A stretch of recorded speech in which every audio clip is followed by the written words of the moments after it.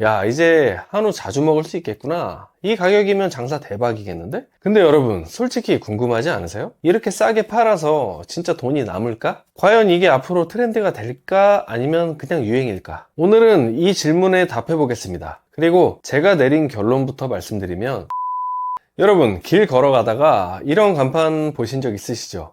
툭불에 8,800원, 툭불에 9,900원. 불과 100m도 안 되는 거리에 똑같아 보이는 간판이 두 개, 세 개 줄줄이 붙어 있는 풍경. 저도 처음 봤을 때 속으로 이렇게 생각했습니다. 야, 이제 한우 자주 먹을 수 있겠구나. 이 가격이면 장사 대박이겠는데? 근데 여러분, 솔직히 궁금하지 않으세요? 이렇게 싸게 팔아서 진짜 돈이 남을까? 과연 이게 앞으로 트렌드가 될까? 아니면 그냥 유행일까? 오늘은 이 질문에 답해 보겠습니다. 그리고 제가 내린 결론부터 말씀드리면, 저가 한우는요, 지금은 핫한 유행이지만 장기적으로는 구조 조정이 불가피하다는 겁니다.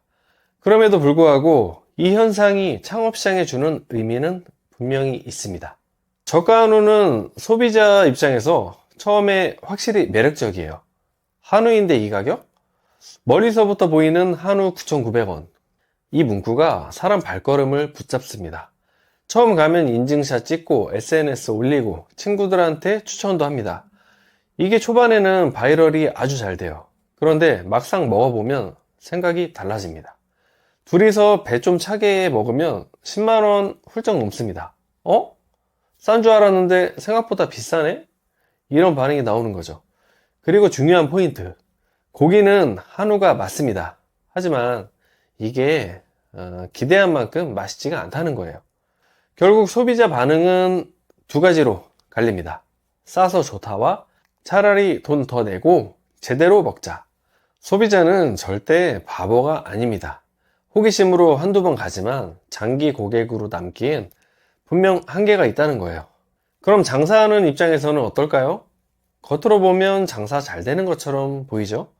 오픈 초반엔 손님들이 줄 서고 사람이 많다 보니까 예약이 어려울 정도예요. 근데 속을 들여다보면요, 현실은 달라요. 월 매출 8천만 원 찍고도 인건비나 겨우 가져간다고 말하는 가게도 있습니다. 오히려 더 많이 팔수록 적자라는 말까지 나오는데요. 왜 그럴까요? 우선 한우는요, 원가율이 높습니다. 거기에 임대료, 인건비, 운영비 얹으면 정말 남는 게 없어요. 그럼 누가 돈을 버느냐? 가맹본사, 인테리어 업체, 철거 업체, 그리고 건물주. 그래서 업계에선 이런 말이 돌죠. 저건 고기 장사가 아니라 간판 장사다. 오늘은 한우, 내일은 돼지갈비, 모레는 닭갈비. 이게 웃자고 하는 말 같지만 실제로 이런 식으로 간판만 갈아 끼우는 경우들이 있어요. 아무튼 창업자가 돈을 많이 버는 게 구조적으로 힘들다는 거죠. 여기서 흔히 나오는 반론이 있습니다. 아니, 누가 강제로 창업하라고 했나? 본인 선택이니까 책임도 본인 몫이지. 맞는 말입니다. 창업은 결국 본인의 선택과 책임이죠. 하지만 현실은 그렇게 단순하지 않습니다. 겉으로 보이는 건 줄 서 있는 손님, SNS 인증샷. 이걸 보면 누구라도 착각할 거예요. 와, 대박이다.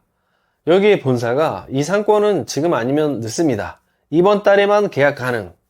막 이런 말로 불을 붙이면 창업에 꽂힌 사람이라면 아마도 냉정한 판단이 쉽지 않을 거예요. 즉, 창업자가 무지해서라기보다는 속을 수밖에 없도록 설계된 구조라는 게 더 큰 문제인 거예요. 사람들이 이런 말도 합니다. 결국 철거 업체만 돈 번다. 탕후루처럼 금방 사라진다. 유행 따라가다 다 같이 무덤으로 간다. 듣기엔 이게 비꼬는 말 같지만 다들 그동안의 경험에서 배운 사실이라 이게 말에 뼈가 있습니다.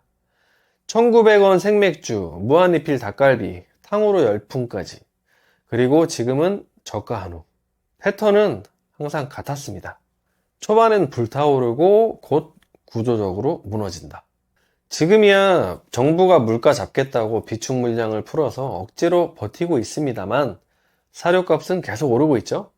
이게 가격에 반영되면 어떻게 될까요? 지금 8,800원, 9,900원 하던 게 1년만 지나면 13,800원, 14,800원으로 뛸 겁니다. 그 순간 소비자들은 그냥 돌아서는 거예요. 차라리 돈 더 내고 좋은 고기 먹자. 이게 저가 한우 모델이 오래가기 힘든 구조적 이유입니다. 그렇다고 모든 걸 부정적으로만 볼 필요는 없습니다. 저가 한우 프랜차이즈가 보여준 건 분명히 있거든요. 첫째, 강력한 소비자 후킹 포인트. 한우인데 이 가격? 이 한마디가 시장을 잡고 흔들었습니다. 둘째, 한우의 대중화. 기념일 음식이던 한우가 이제 일상 속에서도 소비될 수 있다는 새로운 가능성을 열었습니다. 셋째, 프랜차이즈 시스템의 힘.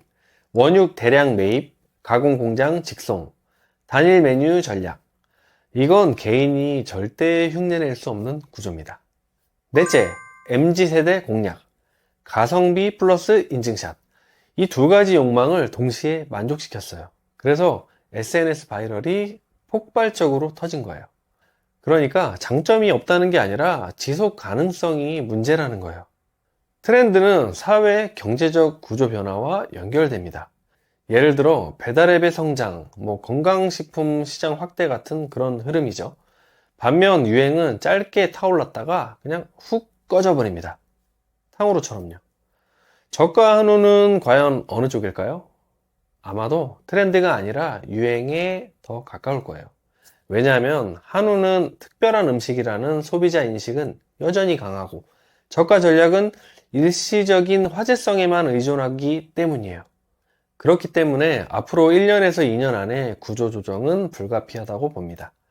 아마 패전 매물이 쏟아질 가능성이 높거든요.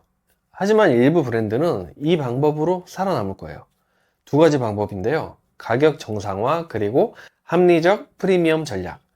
결국 살아남는 곳은 저가라는 꼬리표를 떼고 적정가 플러스 신뢰로 리브랜딩 하게 될 겁니다. 자, 정리해 보겠습니다. 저가 한우 프랜차이즈는 지금은 뜨겁습니다. 하지만 오래 가기에는 힘든 구조를 안고 있어요. 그렇다고 해서 모든 게 부정적이지는 않다고 봐요. 이번 현상은 우리 외식 창업 시장이 한 단계 더 발전할 수 있는 중요한 계기이기도 하거든요. 소비자는 더 똑똑해지고 창업자는 더 신중해지고 본사는 더 건강한 모델을 만들어야 합니다. 이 세 가지가 맞아떨어진다면 저는 창업시장이 충분히 살아날 수 있다고 봐요. 오늘 제 이야기가 누군가에겐 피 같은 돈을 지켜주는 경고가 되고 또 누군가에게는 새로운 기회를 찾는 힌트가 되었길 바랍니다. 영상 잘 보셨다면 구독과 좋아요 눌러주시고요. 다음 주에 더 유익한 영상으로 찾아뵙겠습니다. 감사합니다.